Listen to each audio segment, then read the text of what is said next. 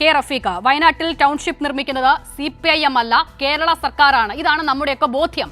ഇന്നിപ്പോൾ V D Satheesan പറയുന്നതിൽ ഇപ്പോൾ കോൺഗ്രസിന്റെ പ്രതിനിധിയായ പ്രൊഫസർ റോണി കെ ബേബി പറയുന്നതിലും വി ഡി സതീശൻ മാധ്യമങ്ങളോട് എന്തൊക്കെയോ പറഞ്ഞു പോയി. അതിനൊക്കെ അപ്പുറത്ത് കോൺഗ്രസുകാർക്ക് പോലും തർക്കമില്ലാത്തത് കർണാടക സർക്കാർ നൽകുന്ന 100 വീടുകളുടെ കാര്യത്തിലാണ്. പക്ഷെ അത് കോൺഗ്രസിന്റെ അക്കൗണ്ടിലാണ്. അതാണ് ഞാൻ ചോദിക്കുന്നത്. ടൗൺഷിപ്പിൽ കേരളത്തിൽ നിന്നും പണിയുന്ന വീടുകൾ അത് CPIMന്റേതല്ല, സർക്കാരിന്റേതാണ്. പക്ഷെ കർണാടക സർക്കാർ നൽകുന്നത് അത് സർക്കാരിന്റേതല്ല, കോൺഗ്രസിന്റേതാണ്. അതെങ്ങനെയാണ് ശരിയാകുന്നത്?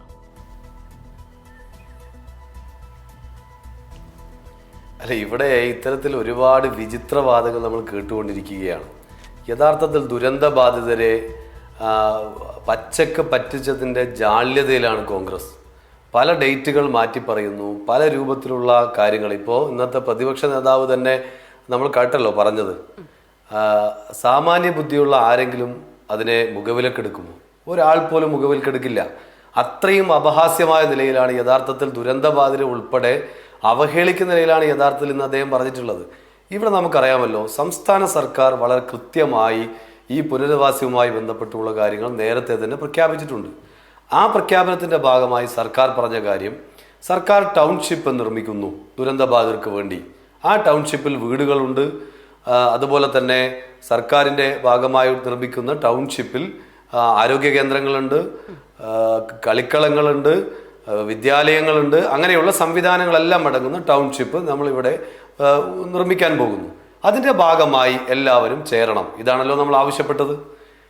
അതിൻ്റെ ഭാഗമായി ചേരുന്നതിന് പകരം യഥാർത്ഥത്തിൽ ടൗൺഷിപ്പിനെയും പുനരധിവാസ പ്രവർത്തനങ്ങൾക്കും തുരങ്കം വെക്കുന്ന നിലപാടാണ് കോൺഗ്രസും UDFും സ്വീകരിച്ചത്. അവരിപ്പോൾ അവകാശവാദവുമായി വരുന്നത്. നിങ്ങൾ നോക്ക്, ഇപ്പം നിങ്ങൾ നേരത്തെ സൂചിപ്പിച്ചതുപോലെ സർക്കാരാണ് യഥാർത്ഥത്തിൽ ടൗൺഷിപ്പ് ഇവിടെ ഉണ്ടാക്കുന്നത്. പക്ഷേ സർക്കാരാവുമ്പോഴും അതിൽ ഇടതുപക്ഷ സംഘടനകൾ വലിയ രൂപത്തിൽ പങ്ക് നിർവഹിച്ചിട്ടുണ്ട്. ഇപ്പോൾ DYFI സംഘടന എന്ന നിലയിൽ തന്നെ ശേഖരിച്ച തുക 20 കോടി രൂപ വീട് വെക്കുന്നതിന് വേണ്ടി ഗവൺമെന്റിലേക്ക് കൈമാറി. KSTA അധ്യാപക സംഘടന എന്ന നിലയിൽ പണം ശേഖരിച്ച് ഗവൺമെന്റിലേക്ക് കൈമാറി. NGO യൂണിയൻ എന്ന നിലയിൽ, സർവീസ് സംഘടന എന്ന നിലയിൽ ഇതിലേക്ക് പണം കൈമാറി. KGOA എന്ന നിലയിൽ പണം കൈമാറി. ഇങ്ങനെ ഇടതുപക്ഷ സംഘടനകൾ കൈമാറി. 1. 2, ഇടതുപക്ഷത്തിന്റെ ഭാഗമായുള്ള MP-മാർ MP ഫണ്ടിൽ നിന്നും പണം കൈമാറാൻ വേണ്ടി തയ്യാറായി. എന്നാൽ ഇങ്ങനെയെല്ലാം ഇടതുപക്ഷത്തിനുമായി ബന്ധപ്പെട്ടുള്ള ആളുകൾ, അതുപോലെ ഇടതുപക്ഷവുമായി ബന്ധമില്ലാത്തവരും, ഈ പറഞ്ഞ പോലെ പല സംഘടനകളും, സാമുദായിക സംഘടനകളും മറ്റുമെല്ലാം ഇതിന്റെ ഭാഗമായി ചേർന്നു. എന്നാൽ കോൺഗ്രസ് എന്താണ് ചെയ്തത്? യഥാർത്ഥത്തിൽ CMDRFലേക്ക് പണം വരുമ്പോൾ അതിനെ തടയുന്നതിന് വേണ്ടി ആദ്യം മുതൽ പ്രവർത്തിച്ചവരാണിവർ. CMDRFലേക്ക് പണം നൽകാൻ പാടില്ല എന്ന ക്യാമ്പയിൻ എടുത്ത പാർട്ടിയാണ് കോൺഗ്രസ്. UDF നമ്മുടെ ശമ്പളം നൽകുന്നു സർക്കാർ ജീവനക്കാർ, അത് കൊടുക്കരുത് എന്ന് ക്യാമ്പയിൻ നടത്തിയവരാണ് NGO അസോസിയേഷൻ ഉൾപ്പെടെയുള്ള UDF അനുകൂല സംഘടനകൾ. ഈ സ്ഥലത്തെ MP പ്രിയങ്ക ഗാന്ധി നിയമപരമായി തന്നെ രാജ്യത്തെ MP-മാർക്ക് തീവ്ര സ്വഭാവമുള്ള ദേശീയ ദുരന്തമായി പ്രഖ്യാപിച്ചു കഴിഞ്ഞാൽ MP ഫണ്ടിൽ നിന്നും പണം ദുരിതാശ്വാസ നിധിയിലേക്ക് കൊടുക്കാൻ വേണ്ടി കഴിയും. ഈ പുനരധിവാസ പ്രവർത്തനത്തിന് കൊടുക്കാൻ കഴിയും. സ്ഥലം MP 1 രൂപ കൊടുക്കാൻ തയ്യാറായിട്ടുണ്ടോ കോൺഗ്രസിന്റെ? ഇല്ലല്ലോ. അപ്പൊ ഇങ്ങനെയൊന്നും ചെയ്യാതെ ഇപ്പോ വിചിത്രവാദവുമായി വരികയാണ്. ഇവിടെ നമ്മൾ കാണേണ്ടത്, കോൺഗ്രസ് പ്രഖ്യാപിച്ചത് 230 വീടുകളാണ്. രാഹുൽ ഗാന്ധി പ്രഖ്യാപിച്ചു 100 വീട്. അത് കർണാടകയിലെ സർക്കാർ നൽകുന്ന വീടിനെ കുറിച്ചല്ല.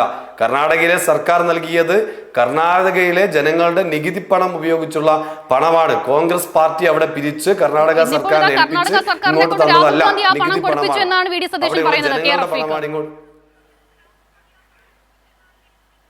അല്ല, കർണാടക സർക്കാർ കൃത്യമായി കൊടുത്തതാണ്. മാത്രമല്ല, കർണാടക സർക്കാർ ഇപ്പോൾ കൊടുത്തത് 10 കോടിയാണ്. 20 കോടിയാണ് അവർ കൊടുക്കുമെന്ന് പറഞ്ഞത്. 10 കോടി കൊടുത്തു, ബാക്കി കൊടുക്കുമായിരിക്കും. സ്വാഭാവികമായിട്ട് 10 കോടി കൊടുത്തിട്ടുണ്ടല്ലോ. പക്ഷെ അത് കർണാടക സംസ്ഥാന സർക്കാർ കൊടുത്തതാണ്. മറ്റു ചില സംസ്ഥാന സർക്കാരുകളും അതുപോലെ തന്നെ ചില MP-മാരും ഒക്കെ കൊടുത്തിട്ടുണ്ട്, വേറെ പാർട്ടികളുടെ ആ നിലയിൽ കൊടുത്തിട്ടുണ്ട്. അതുപോലെ കൊടുത്തതാണ്. അതെങ്ങനെയാണ് കോൺഗ്രസിന്റെ അക്കൗണ്ടിൽ വരിക? രാഹുൽ ഗാന്ധി പ്രഖ്യാപിച്ചതാണ് 100 വീട്, കോൺഗ്രസ് പ്രഖ്യാപിച്ചതാണ് 100 വീട്, യൂത്ത് കോൺഗ്രസ് പ്രഖ്യാപിച്ചതാണ് 30 വീട്, 230 വീടുകളാണ്.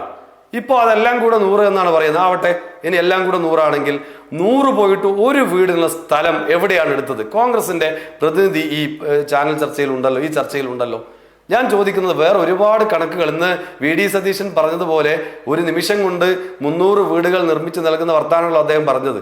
അതൊക്കെ അവിടെ നിൽക്കട്ടെ, അതൊക്കെ ജനങ്ങൾക്ക് ബോധ്യമുണ്ട്. എവിടെയാണ് കോൺഗ്രസ് വീട് നിർമ്മിക്കാൻ ഭൂമി കണ്ടെത്തിയത്? അപ്പം കോൺഗ്രസിന്റെ പ്രതിനിധി പറയുന്നത് സർക്കാർ ഭൂമി തരും, സർക്കാർ ഭൂമി തരും എന്ന് എവിടെയാ പറഞ്ഞത്? സർക്കാരിനോട് ഏത് കോൺഗ്രസ് നേതാക്കന്മാരെ ആവശ്യപ്പെട്ടത്? സർക്കാർ നേരത്തെ പറഞ്ഞത് ഇതാണ്. സർക്കാർ പറഞ്ഞത് ടൗൺഷിപ്പിന്റെ ഭാഗമായി എല്ലാവർക്കും ചേരാം. ടൗൺഷിപ്പിന്റെ ഭാഗമായി DYFI ചേർന്നല്ലോ. അതുപോലെ കോൺഗ്രസ് ചേർന്നിരുന്നെങ്കിൽ അവിടെ വീടിനുള്ള സ്ഥലം അവിടെ ഉണ്ടല്ലോ സ്വാഭാവികമായിട്ടും. പക്ഷേ യഥാർത്ഥത്തിൽ ഇത് ഇവർ കബളിപ്പിക്കേണ്ടായത്. ഇപ്പം എന്താ പറയുന്നത്, 10 ദിവസം കഴിഞ്ഞിട്ടോ അല്ലെങ്കിൽ ഒരാഴ്ച കഴിഞ്ഞിട്ടോ രജിസ്ട്രേഷൻ നടക്കുമെന്നാണ് പറയുന്നത്. എന്നാൽ തെരഞ്ഞെടുപ്പിന് മുമ്പ്, തദ്ദേശ സ്വയംഭരണ സ്ഥാപനങ്ങളിലേക്കുള്ള തെരഞ്ഞെടുപ്പിന് മുമ്പ് ഡിസംബർ മാസം 10-ാം തീയതി കോൺഗ്രസിന്റെ സമുന്നതനായ നേതാവും കൽപ്പറ്റ MLA ടി സിദ്ദിഖ് എന്താ പറഞ്ഞത്? 28-ാം തീയതി തറക്കല്ലിടും, 28-ന് തറക്കല്ലിടുമെന്നാണ് പറഞ്ഞത്. എല്ലാ രജിസ്ട്രേഷൻ നടപടികളെല്ലാം പൂർത്തിയായി എന്നാണ് മാധ്യമങ്ങളോട് പറഞ്ഞത്. ലീഗൽ ഫോർമാലിറ്റീസ് മുഴുവൻ പൂർത്തിയായി. ഇത് പറഞ്ഞിട്ട് 28 ആയപ്പോൾ പറയാണ് 10-ാം തീയതി ഇടും, ഈ ജനുവരി 10-ന് ഇടുന്നതാണ് പിന്നീട് അദ്ദേഹം പറഞ്ഞത്. ഇപ്പോ പ്രതിപക്ഷ നേതാവ് വേറെ രൂപത്തിൽ പറയുന്നു. നിങ്ങൾ നോക്കൂ, തീർത്തും ദുരന്തബാധിതരെ വഞ്ചിക്കുന്ന നിലപാടല്ല. മാത്രമല്ല, വളരെ പ്രധാനപ്പെട്ട ഇതിലൊരു വിഷയമുണ്ട്.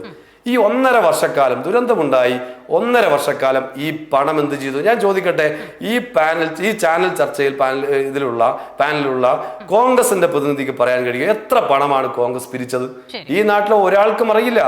ആപ്പ് ഉപയോഗിച്ചുകൊണ്ട് CMDRFിലേക്ക് പണം വരുമ്പോൾ അത് തടയാൻ വേണ്ടി ആപ്പ് ഉപയോഗിച്ചുകൊണ്ട് പണം ശേഖരിച്ചിട്ട് എത്ര പണമാണ് ഇതുവരെ കിട്ടിയതെന്ന് കോൺഗ്രസിന്റെ പ്രതിനിധിക്ക് അറിയുമോ? അറിയില്ല. ഇതുവരെ പരസ്യമായി പറഞ്ഞിട്ടില്ല. ഇനി 1.5 വർഷക്കാലം ഈ പണം എന്തു ചെയ്തു, ദുരുപയോഗം ചെയ്തു എന്ന് ഞാൻ കഴിഞ്ഞ ദിവസം മാധ്യമങ്ങളോട് പറഞ്ഞു. കോൺഗ്രസ് ഈ 1.5 വർഷക്കാലം ഈ പണം മറ്റു പല കാര്യത്തിലും ഉപയോഗിച്ചു എന്ന് ഞാൻ ഉത്തരവാദിത്തപ്പെട്ട ആളെന്ന നിലയിൽ ഞാൻ പറഞ്ഞു. എന്തേ കോൺഗ്രസിന്റെ ആരും ഇതിനെ പ്രതികരിക്കാതിരുന്നത്? ഇനി അവർ 1.5 വർഷം കഴിഞ്ഞിട്ട് ഇപ്പോൾ ഒരു കണക്ക് കൊണ്ടുവന്ന് ഇത്ര പണമാണ് എന്ന് പറഞ്ഞാൽ നമ്മൾ വിശ്വസിക്കുകയല്ലാതെ നമ്മുടെ മുമ്പിൽ വേറെ കണക്കില്ലല്ലോ. ഇതാണ് അവസ്ഥ.